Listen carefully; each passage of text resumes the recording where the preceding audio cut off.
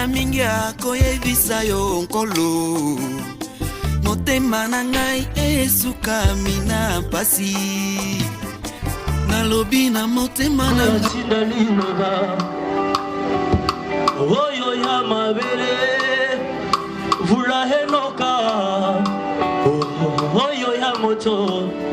Zambe atinda liloba na mokanda oyo ya ashe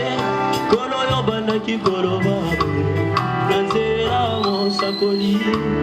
bomata na ngomba bobozwa matete bobotongela ngai ndako wana nakozala na esebo nakozwa lokumu elobi o yawe ngai oyo ezongeli nzela na yo bobotosielekibeka nazonge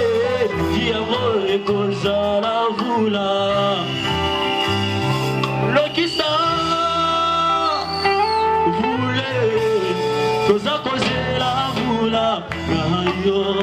tokobondela yo yokarosambo tokobondela yo yokarosambo Jonas alingaki akima yo bishemeli yo nzela kokima ezali te se ya kosala mokano na yo awa tonzimi kosalela yo pesa makasi mpe lokisa vule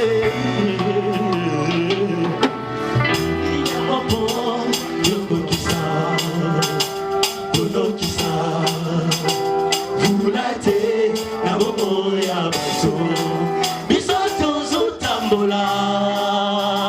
malembe malembe lokola lisanga ya bapate pe tozobongola bolingo bamoko na basusu